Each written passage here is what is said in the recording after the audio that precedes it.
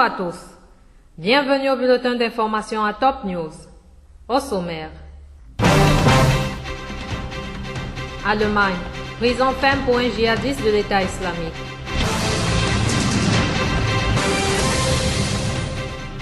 Obama va nommer Ashton Carter à la tête du Pentagone.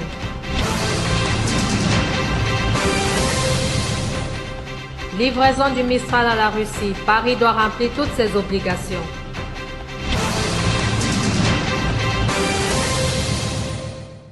Mesdames et messieurs, voici les détails. Un tribunal allemand a condamné vendredi à 3 ans et 9 mois de prison ferme un jeune de 20 ans, premier djihadiste jugé en Allemagne, pour avoir rallié les rangs de l'organisation État islamique en Syrie. Kreshnik Berisha a été condamné par le tribunal de Francfort pour appartenance à une organisation terroriste étrangère. De juillet à décembre 2013, il avait rejoint la Syrie et l'État islamique, notamment pour prendre part à des combats contre les forces du président Bachar al-Assad. Il avait été arrêté à son retour de Syrie le 12 septembre 2013 à l'aéroport de Francfort.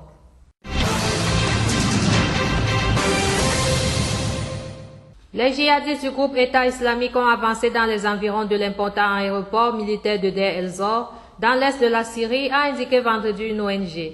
Cette avancée met en grande difficulté les soldats présents car ils sont quasiment encerclés et n'ont plus qu'une seule ligne de ravitaillement terrestre à l'ouest de l'aéroport. Ailleurs, dans cette province riche en pétrole de Deir el-Zor, l'Observatoire syrien des droits de l'homme a indiqué qu'au moins 15 djihadistes avaient été tués lors d'une frappe de la coalition contre un convoi de l'État islamique près de Boukamal à la frontière avec l'Irak.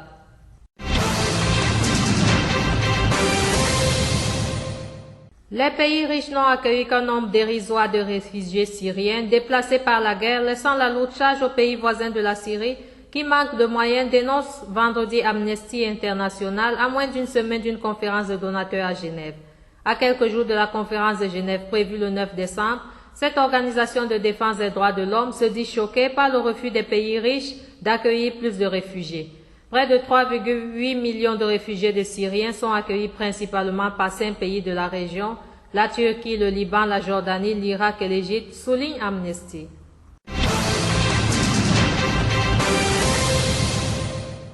Liban.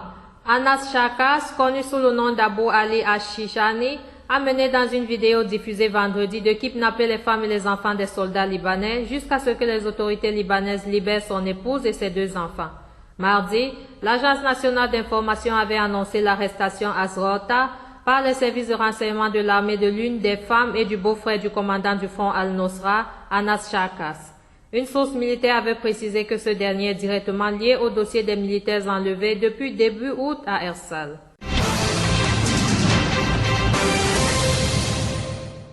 Le procès de l'ancien ministre libanais Michel Samaha a été reporté au 15 juin 2015, rapporte vendredi l'Agence nationale d'information. Le procès a été reporté le temps d'informer le général Ali Madlouk, le chef des services de renseignement syriens, précise l'agence. Le procès avait déjà été renvoyé du 30 mai au 5 décembre 2014. En février, le commissaire du gouvernement près le tribunal militaire, le juge Saker Saker, avait rejeté une demande de mise en liberté de l'ancien ministre.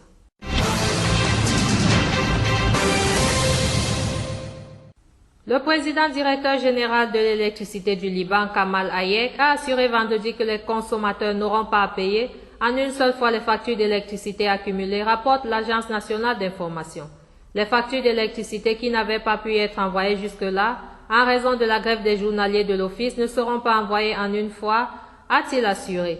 Vendredi, un accord entre les journaliers et l'électricité du Liban a été obtenu grâce à la médiation de plusieurs responsables politiques.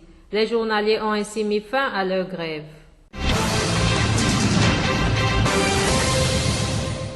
Le président Barack Obama va annoncer vendredi matin la nomination d'Ashton Carter à la tête du Pentagone en remplacement de Chuck Hagel, a indiqué un responsable américain. Connu pour son franc-parler, M. Carter, âgé de 60 ans, est un fin connaisseur des arcanes du Pentagone, il fut le numéro 2 en 2011 et 2013.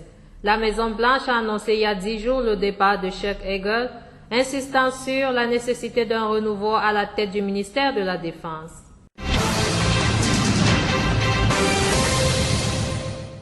Paris doit remplir toutes ses obligations pour la livraison à la Russie du navire de guerre Mistral qui a été construit en France, a déclaré vendredi le ministre russe des Affaires étrangères Sergei Lavrov à la presse. J'en ai marre de cette question. C'est un problème de réputation pour la France.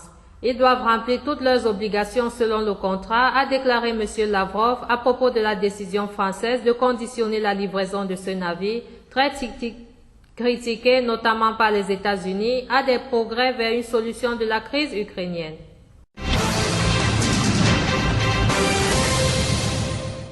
Autre titre. Une personne a été tuée et au moins 3 autres blessés dans un raid aérien sur une position des miliciens qui contrôlent le poste frontière de Ras Jedi entre la Libye et la Tunisie, a indiqué à l'AFP un porte-parole de ses forces. Un membre de bouclier de la Libye a été tué et 3 à 5 autres ont été blessés dans ce raid, a déclaré Hafez Mouammar, qui a accusé les forces loyales au gouvernement reconnues par la communauté internationale d'avoir mené ce raid.